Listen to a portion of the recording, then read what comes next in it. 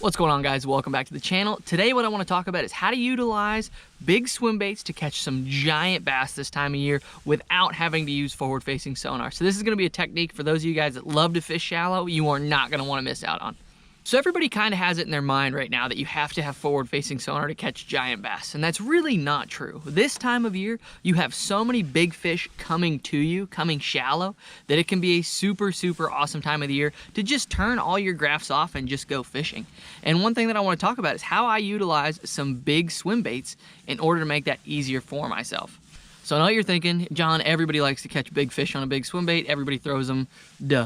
Well, that's not exactly what you're gonna be doing. You might get some to eat this bait, but a lot of fish are just going to reveal themselves to you with this bait. So the cool part about a big swim bait is it's one of the only baits that fish will actually just leave whatever they're on and follow that bait. It's one of those baits that it doesn't matter if they're gonna eat it or not. They're still gonna reveal themselves that they are there. And that's the cool part about using some of these big swim baits, whether I'm using a big swim bait like this Mag Draft, or whether I'm throwing a glide bait like this 6th Sense Glide. Either way, these are baits that are gonna trigger fish to follow it just to see what it is, because it's such a big meal and it has such a neat action to it that those fish have to come up and see what's going on with it. And that's the beautiful part about it. And I know a lot of you guys are against catching spawning fish. That's okay. I fish tournaments, so a lot of times it's a great way to ensure you're gonna catch some fish because you can see those fish. But what I like to do with the big swim bait is not necessarily catch spawning fish, but what happens this time of year is big fish like to get on specific pieces of cover. And I'm talking fish over 5 pounds. They like to have a home piece of cover, whether it be a big rock, whether it be a dock, a laydown, something up shallow. They like to get around something that is their house. That is where they want to be, and that's what they're gonna do. They're gonna hang around that cover. It could even be a grass clump. It doesn't necessarily have to be anything specific. It could be Kissimmee grass if you're in Florida. They're just gonna have a certain stretch or a certain piece of cover that they wanna be around. And so what I like to do with this bait is I slow roll it by there, and what's gonna happen is those fish are gonna come off of that cover, and they might eat it, they might not, and they're gonna go follow it. You're gonna be able to look at them and go, okay, there's a big fish. All I do at that point is I make a waypoint, write it in your graph when you make that waypoint, say, hey, there was a big fish to the left of this rock, or to the left of this dock, or something. Make a note about specifically where it's at. Because whether that fish is spawning or just pre-spawn staging up, that's where he wants to be or she wants to be. And so they're gonna go right back to that after you leave. Well, then what I like to do is I like to put this bait down, and I like to pick up America's favorite bait, a wacky rig. Whether you Nico rig it, whether you wacky rig it like I have here, this is just a Yamamoto green pumpkin black flake Senko. What I'm gonna do is I'm gonna mark where that fish was, and I'm gonna come back. It could be as early as 20 minutes. I might come back 2 hours later and just give that fish time to set up, and then I'll circle back around, come up and follow it with a bait like this. It could be a jig, it could be whatever your favorite confidence bait for a big fish is, but I like a wacky rig because if that fish is specifically spawning, they're guarding some specific piece of cover or they're guarding their nest, and there is no better presentation to catch spawning fish than this bait right here for the most part. And so that's the beautiful part about having that bait. So that way when you throw that wacky rig up in there, what's gonna happen is it's such a natural presentation, those big fish have no choice really but to eat it, because at that point they're feeding and they're there, so you can really just have a key idea that those fish are on that spot, and so you can then start to run all of those spots where you saw those big fish. A bait like this is very intrusive to those bedding fish or to those fish that are guarding that specific piece of cover. So today we have perfect visibility to be able to see into the water, but that's not how every day works. A lot of days you have overcast, you have wind, where you can't see where those fish are at, and so throwing something like this gets those fish's attention. And it might be as simple as you feel one hit it.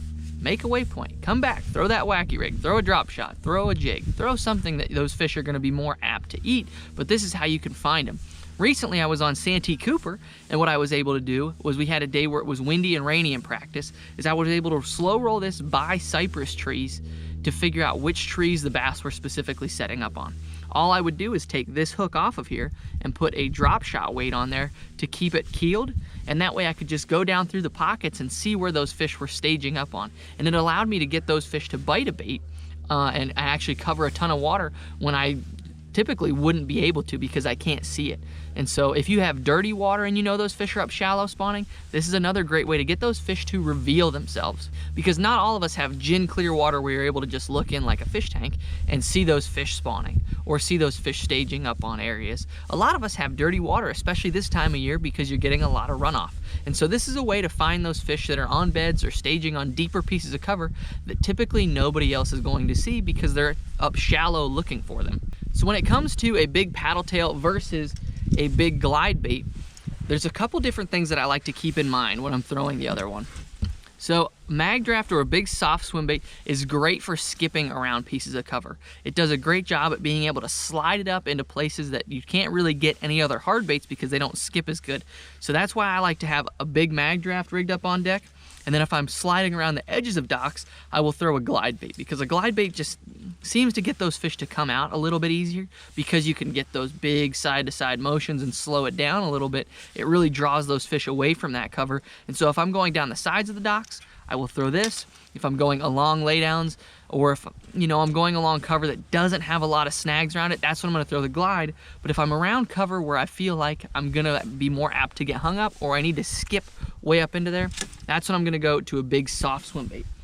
I can also rig a big swim bait like this up using a trocar weedless hook like this, a big belly weighted swim bait hook, because when I can do that, that way I can make it completely weedless to be able to slide it way up into cover, so that way I can get it into those places that most people aren't reaching. And all I'm looking for is I'm looking for something to tap that bait, because again, you have a huge population of fish up shallow. They might not always eat it, but they will swat at it or nip at it, and that's when you go back in with the wacky rig.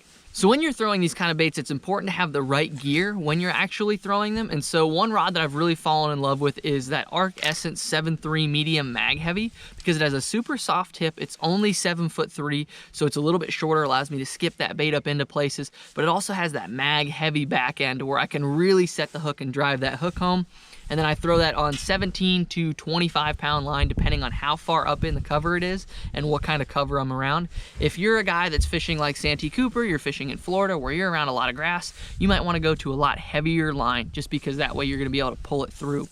And so I'm gonna pair that with the 7-to-1 gear ratio reel. I like the Arc G5, as you guys know. Again, I'll have all this stuff linked down below. And I use that exact same combo when I'm throwing that glide bait as well, because it has that soft tip to be able to get that bait to have that nice, slow back and forth action, because I really don't plan to catch a ton of fish on these baits, but all I'm trying to do is get them to reveal themselves. And so you have to put the casts in the right places. And if you're trying to throw a 7-11 or a big swim bait rod, it's just gonna be really difficult to get those casts where they need to be, because when bass spawn, or when bass set up to spawn, they're around cover. They're tight to something, whether it's a stump, a rock, a dock, a laydown, because they wanna be able to have their back against something to where they don't have to guard 360 degrees. If you're on a grass fishery, they're gonna try to be up against some piece of grass where they can actually put their back against it and just be able to look around. And that might be cattails, that might be root balls, that might be stumps under the water, that might be a hard Kissimmee grass line, something where they can kind of position themselves in a way where they don't have to sit there and be constantly doing this the entire day, because let's face it, that would get exhausting. As far as the wacky rig setup, if you're fishing a little bit deeper water, say over 5 feet or deeper, I like to go to the Yamamoto. But if you're fishing in less than 3 feet, I actually like the Strike King Shimmy Stick. It's a bait that has incredible durability, and it falls super incredibly slow. It actually falls the slowest out of any Senko, because I've spent time putting them underwater and testing their fall rates. It's comparable to a Yum Dinger, but when I throw a Yum Dinger has a tendency to fall to the side, whereas the Strike King Shimmy Stick really just shimmies straight down. And so that's great when you're fishing shallow grass fish. If you're fishing for, you saw a fish come off a dock that's in like 2 feet of water, that's when I like to throw this, because it really just pisses those fish off, because it sits there and suspends for so long before it falls down to the bottom, and it just makes those fish really have to sit there and think about it. So that's a super fun one. And again, I like to throw that Trocar TK 150 in a 1/0 when I'm throwing that Senko. So instead of being one of those guys that gets really locked in looking for those males that are up shallow and trying to see all those fish, because That's where people mess up, is they go up shallow looking for those big females on beds, but most oftentimes those big females are off a little bit deeper. And so you have to figure out how to target those bigger fish, and one of the best ways to do it is with those bigger swim baits, because they're just gonna reveal themselves. You can still go in with your favorite baits and catch those fish, but this way you'll be doing something different than the rest of the guys fishing around you, and you'll find those areas where those big fish are really staging up, and you might even get lucky and get a few to eat this bait if you have the right conditions available. And so it's a great way to cover those water. It's a great way to cover a lot of water fast and really key in on where those big fish are at that everybody else is missing. So thank you guys so much for watching. Hit that subscribe button to follow on with the content. God bless you guys, and I hope to see you guys in the next video.